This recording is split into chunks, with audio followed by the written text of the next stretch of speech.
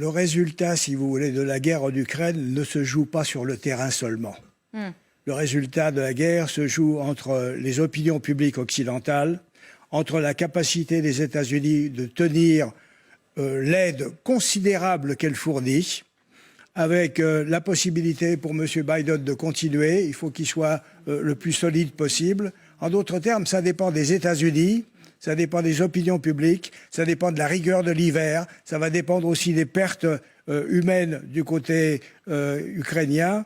La clé de la situation n'est pas strictement militaire, elle est complexe.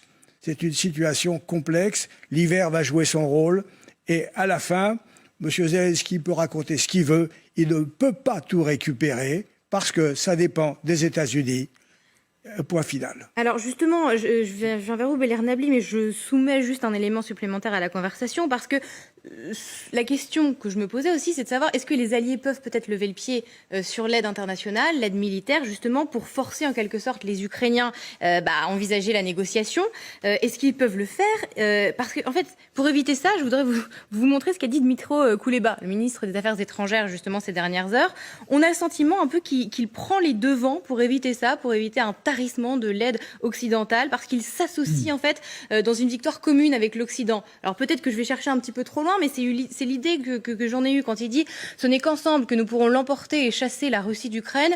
Nous sommes sur la bonne voie, cela arrive, notre victoire sera notre victoire commune, une victoire de toutes les nations éprise de paix à travers le monde. » On a le sentiment, Bélér Nabli, que par là, Dmytro Kuleba prend un peu l'Occident par la main et leur dit « On est en train de gagner là, donc vaut mieux continuer à nous envoyer des aides. » Et en fait, oblige un peu l'Occident à l'accompagner dans sa récupération totale de l'Ukraine.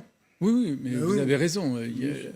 Vous êtes d'accord? Les Ukrainiens jouent depuis le début la carte de l'Occident parce que précisément leur sécurité dépend du soutien financier, militaire et autres de l'Occident. Donc c'est tout à fait rationnel et logique. Il faudrait ajouter à cela un élément très important. Pour Poutine, il vient de cumuler deux mauvaises nouvelles. Non seulement la chute de Kherson du point de vue stratégique et militaire, mais également du point de vue strictement politique. Vous parliez de l'opinion publique. Aux États-Unis, il avait misé sur la montée et le retour en force. Alors plus que les républicains du corpus trumpiste. Ouais. Finalement, les résultats définitifs de ces élections, les midterms aux États-Unis, viennent infirmer la dynamique trumpiste.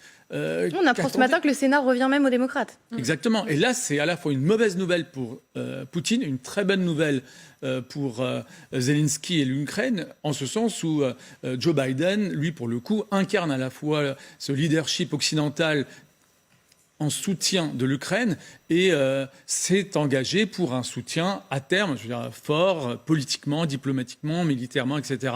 Donc là, pour le coup, c'est une information extrêmement importante, pratiquement aussi importante que la chute de Kherson, même si ce n'est pas le même registre ou la même nature. Alors, il y a une autre question, il nous reste quelques minutes, que je voudrais aussi aborder avec vous, c'est celle du médiateur.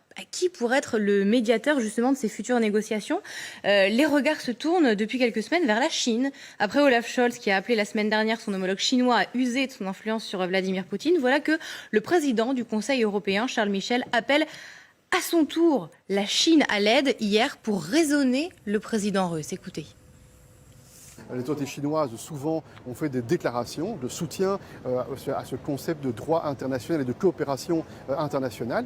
Et nous encourageons les autorités chinoises à utiliser tous les moyens en leur possession pour convaincre la Russie de respecter les frontières internationalement reconnues, pour respecter la souveraineté de l'Ukraine.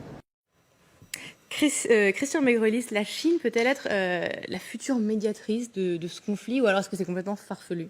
Écoutez, je viens sur ce plateau depuis le début, depuis février, et dès le mois de mars, j'ai dit en public que, à mon avis, cette affaire ne peut se terminer que s'il y a un condominium sino-américain qui dise aux partis de s'arrêter. C'est-à-dire que si les Américains et les Chinois disent à Poutine de s'arrêter et disent la même chose à Zelensky, les choses se changeront en négociation et la guerre s'arrêtera. Mais il faut le condominium, parce qu'aujourd'hui, le monde est dans un condominium sino-américain, il faut le dire. Et on apprend juste à l'instant, je vous donne la dépêche de l'agence française de presse qui nous dit que Joe Biden vient d'arriver, ça y est, à Bali. Et juste avant, l'AFP nous disait que le président américain espère, je cite, trouver des terrains de coopération justement avec Xi. Donc peut-être qu'il nous dit comme ça, avec Xi Jinping.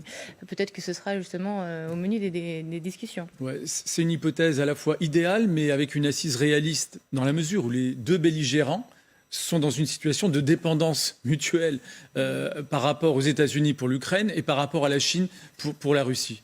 Alors, il nous reste 1 minute. Je vous propose de réagir, Gérard Chaliand, et puis ensuite Nathalie Schrin.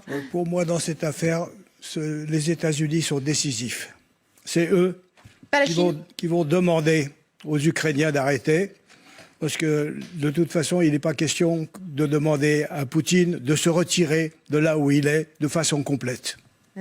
Moi, j'espère bien que l'Ukraine va récupérer tout son territoire, parce qu'il ne faut pas oublier que la Crimée, qui était tatar à l'origine, c'est quand même un endroit stratégique. Et si jamais l'Ukraine perdait la Crimée, ça serait dangereux pour l'Ukraine pour le futur. Donc ça, moi, ça me fait peur.